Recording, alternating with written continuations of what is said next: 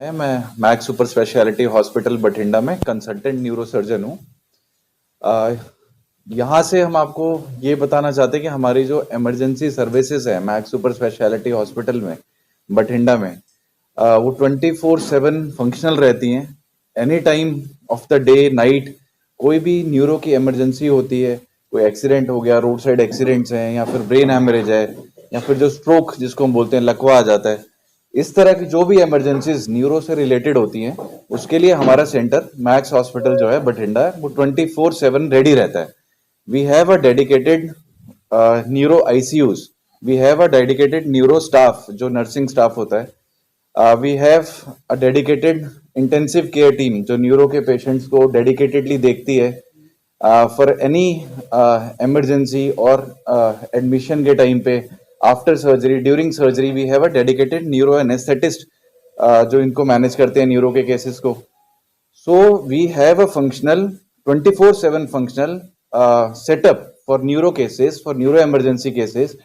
Stroke के case में मैं थोड़ा स्पेसिफिकली, और जो जिसको हम कहते हैं लकवा आ गया, जिसमें ब्रेन में एक नस ब्लॉक हो जाती है, उसकी वजह से हाथ पैर रुक जाते हैं, ये एक बहुत ही इमरजेंसी होती है। इसमें पेशेंट को थ्रोम्बोलाइज करने की जरूरत पड़ती है। एक टीका होता है जिसको हमें 4 घंटे के अंदर अंदर मरीज को देना होता है। अगर हम वो 4 घंटे के अंदर दे देते हैं तो ट्रीटमेंट अलग होता है। वही पेशेंट 4 घंटे के बाद अगर हॉस्पिटल में पहुंचता है तो ट्रीटमेंट बिल्कुल अलग हो जाता है। तो ये थ्रोम्बोलाइज जो इंजेक्शन होता है, जिसको हम थ्रोम्बोलिसिस कहते हैं, क्लॉट को कह सकते हैं कि घोलने का, जो एक नस को दोबारा चलाने के लिए जो इंजेक्शन लगाया जाता है, उसकी सुविधा बहुत ही कम सेंटर्स में उपलब्ध होती है, क्योंकि इसमें इंजेक्शन देने में थोड़ा सा एक रिस्क इन्वॉल्व होता है। उस रिस्क को मैनेज करना एक बड़े सेटअप में ही हो सकती है वो चीज़, तो वो हमारे हॉस्पिटल मैक्स बठिंडा में उपलब्ध है। उसके अलावा हम थोड़ा सा अपने सेंटर को थोड़ा सा और स्ट्रोक के लिए और अपडेट करना चाहते हैं। उसके लिए हम कुछ और स्टेप्स भी ले रहे हैं सर, उसके बारे में थोड़ा और डिटेल में बताएंगे।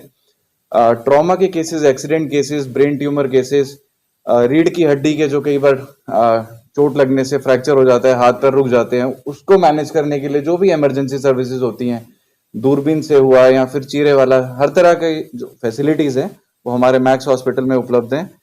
तो we are ready for every case of neuro emergency और इलेक्टिव न्यूरो जो केसेस होते हैं, इलेक्टिव मतलब जिसको हम प्लान करके ऑपरेट करते हैं। तो we are ready for every case at Max Hospital Bathinda. तो आज आने का पर्पज, जैसे मैम ने भी बताया, कि हम लोग यहाँ पे कभी अपने आप को लेकर नहीं आए थे, तो द ओनली पर्पज कि हम आपको बता सकें कि we are ready for every neuro emergency, for every neuro case, be it an emergency और an elective case. So hopefully ये इन्फॉर्मेशन एक बार सबके पास जाएगी तो पेशेंट्स को ज़्यादा बेनिफिट हो सकेगा। हमारे पास सिरसा से बहुत पेशेंट आते हैं, ओटीज में भी, मतलब अपने ओपीडीज, रूटीन ओपीडीज में भी आते हैं, इमरजेंसीज में भी आते हैं।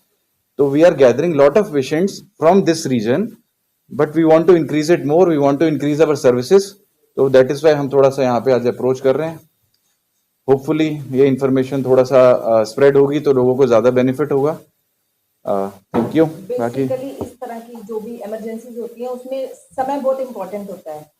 यहाँ से पेशेंट अगर जाता है, लाइक दिल्ली जा रहा है पेशेंट, गुड़गांव जा रहा है, तो कई बार हम जो अपना कीमती समय होता है वो रास्ते में वेस्ट हो जाता है। तो यहाँ से बठिंडा हम अभी आए हैं, 1 घंटे में एक पहुंच घंटे गए में हैं। लगे, और टाइम बहुत इंपॉर्टेंट होता है टाइम न्यूरो बहुत केसेस में। इंपॉर्टेंट होता है कार्डियक और न्यूरो के केसेस में, स्पेशली ओवर 2 डॉक्यूमेंट।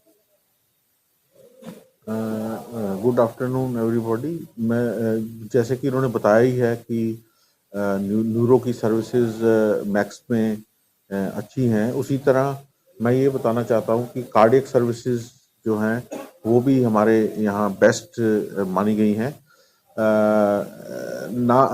हम ये गर्व से कह सकते हैं कि जो कार्डियक सर्विसेज हम प्रोवाइड कर रहे हैं, ना तो केवल ये इस मालवा रीजन में, बट ये इसकी ख्याति पूरे वर्ल्ड में पहुंची है, पूरे इंडिया में पहुंची है, पूरे पंजाब में है। इसमें हम नई आधुनिक तकनीकों से जो इंटरवेंशनल कार्डियोलॉजी है केस कर रहे हैं। इसी तरह जैसे हार्ट अटैक के केस है, जैसे इन्होंने बताया कि वो दूरी होने से, देरी होने से वो पेशेंट को नुकसान हो जाता है। तो इस तरह के जो हार्ट अटैक के मरीज हैं वो आप पास वाले इलाके में, जो कि 1 घंटे में आप अप्रोच कर सकते हैं, उस तरह की रीजन्स में भेज सकते हैं ताकि पेशेंट को ज़्यादा लंबे समय का नुकसान ना हो। और इस तरह की सुविधाओं के लिए एम्बुलेंसेस वगैरह भी सर्विसेज भी अवेलेबल हैं। तो क्योंकि रास्ते में भी इम्पोर्टेंट होता है कि पेशेंट जो है ठीक ठाक टर्शरी सेंटर में पहुंच जाना चाहिए। और जो मैक्स हॉस्पिटल है, जो भी इलाज होता है, मैक्स हॉस्पिटल एक सुपर स्पेशलिटी हॉस्पिटल है। यहाँ पे हर तरह की सुविधा एक ही छत में अवेलेबल है, क्योंकि मरीज जो ह्यूमन बॉडी होती है वो ऐसा नहीं होता कि हार्ट का इलाज अलग है, ब्रेन का इलाज अलग है, या पेट का इलाज अलग है, गुर्दों का इलाज अलग है।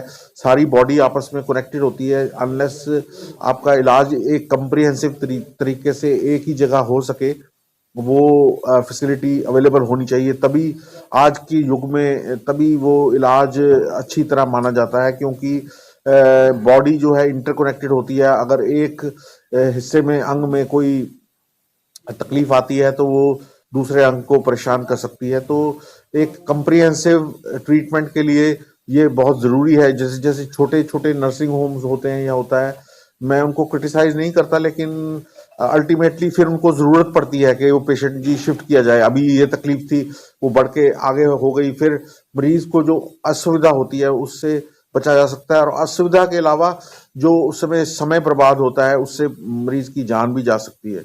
तो ये सारी चीज़ें हैं, इसीलिए हम ये एडवोकेट करते हैं कि ये जो जहाँ सुविधाएं पूरी तरह आखिर तक, जैसे अब हार्ट की मरीजों में हमने ऐसी सुविधाएं दे रखी हैं जो आखिर तक पेशेंट को सेव करके रखता है। जैसे हमने लाइफ सपोर्ट शुरू की है, जैसे इंट्राएर्टिक बैलून पंप यूज करते हैं या एक्मो यूज करते हैं। उसमें मरीज को हम इवन जो बिल्कुल जिसको कि लोग कह देते हैं ये तो नहीं बच सकता है, उस तरह के मरीजों को हमने एक्मो पे डाला है।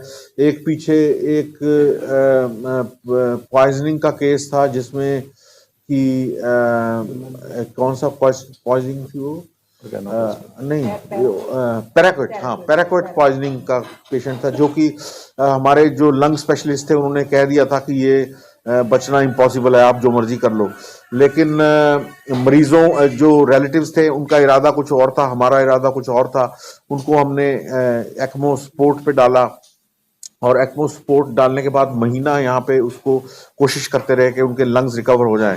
अनफॉर्चुनेटली वो उनकी बात, डॉक्टर साहब की बात बिल्कुल ठीक थी, लंग्स बिल्कुल रिकवर नहीं कर रहे थे। तो फिर हमें उसको लंग ट्रांसप्लांटेशन के लिए उसको एयरलिफ्ट करवाया, और वो जो अब मरीज अभी भी ठीक है, ये यंग फीमेल पेशेंट था, वो शायद किस साइड का था, वो गंगानगर साइड का था, वहां से हमारे पास आया था।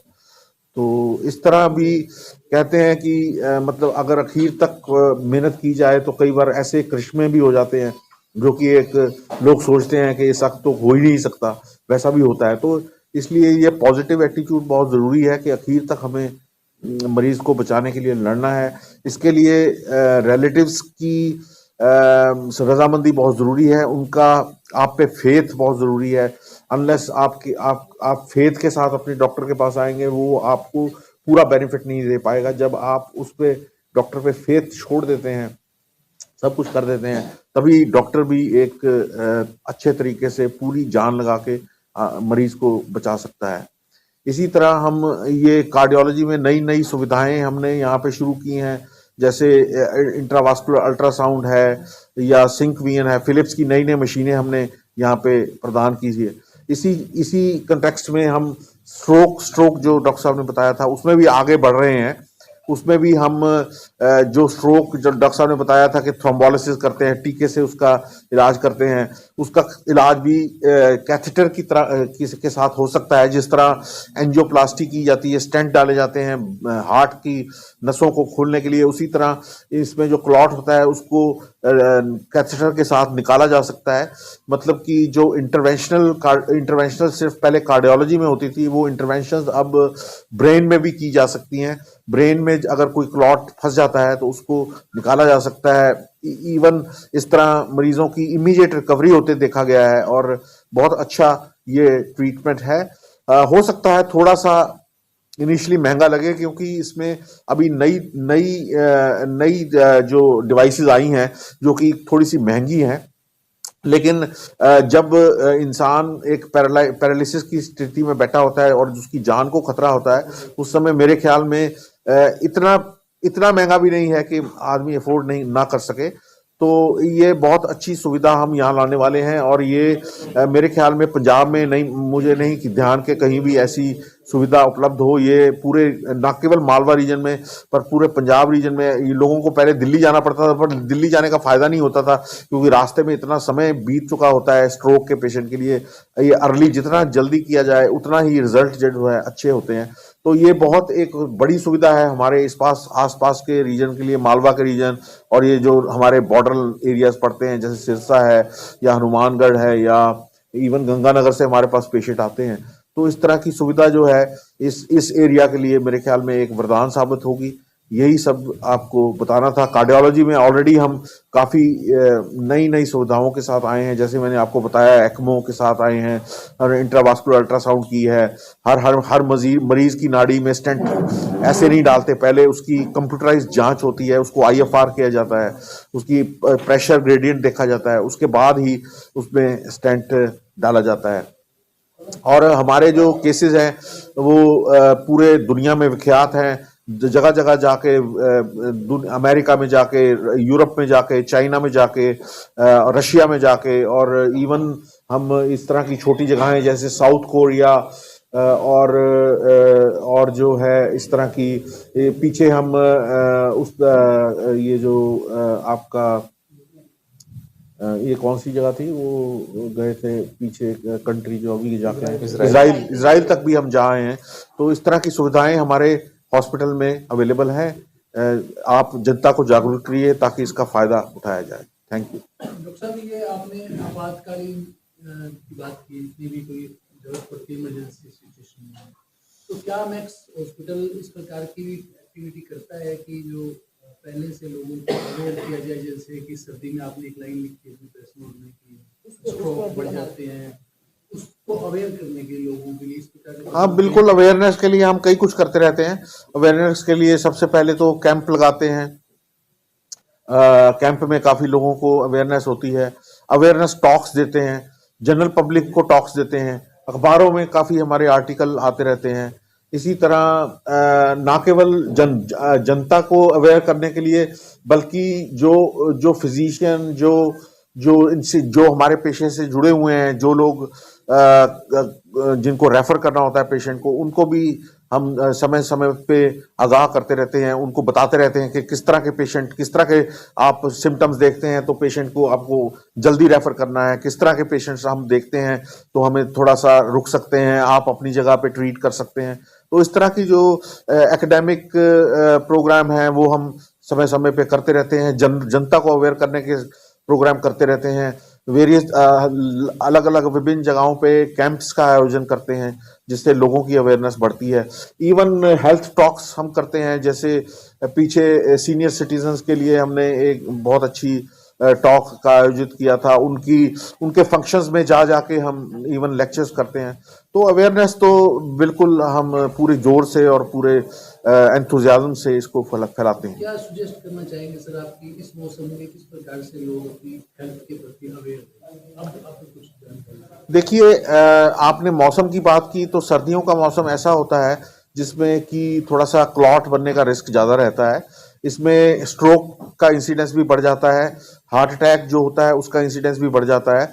और मरीज जो पुराने मरीज होते हैं, वो जैसे हार्ट के जो मरीज होते हैं वो उनकी डिस्टेबलाइजेशन हो जाती है। कोई मरीज जैसे ठीक चल रहा है, दवाई से स्टेबल चल रहा है, तो सर्दी के मौसम में थोड़ी बहुत अगर हम अपने आप को कवर करके नहीं रखते या ज़्यादा एक्सरसाइज कर लेते हैं या ज़्यादा खेचल कर लेते हैं, उससे ये चीज़ें डिस्टेबलाइज हो सकती हैं। बहुत सारे मरीज जो हमारे इंसिडेंस जो है हार्ट फेलियर का, जिसमें कि मरीज का सांस फूल जाता है, इस तरह के मरीज का इंसिडेंस जो सर्दियों में काफ़ी बढ़ जाता है। काफ़ी लोगों को हॉस्पिटलाइजेशन की, स्टेबलाइजेशन की ज़रूरत पड़ती है। हार्ट अटैक का इंसिडेंस मैंने देखा है सर्दियों में काफ़ी बढ़ जाता है। इसी तरह स्ट्रोक का भी इंसिडेंस जो है सर्दियों में बढ़ जाता है। तो ये सारी चीज़ें हैं। हम अपने न्यूज़ लेटर्स भी निकालते हैं, उसमें भी लोगों को आगाह करते रहते हैं कि सर्दियों में कैसे बचना है, कि किस तरह की हमें जो चीज़ें हैं, जैसे कि अपने आप को वार्म रखना है, एक्सरसाइज जो है धूप निकलने के बाद करनी है, इमीडिएटली सर्दियों में सुबह सुबह 5 बजे निकल के बाहर नहीं जाना है। तो इस तरह की अपने आप को बॉडी को कवर करके रखना है, सर्दियों में कपड़े पहन के रखना है। तो इस तरह की चीजें हैं जो छोटी छोटी चीजें होती हैं जो बड़ा असर डाल सकती हैं।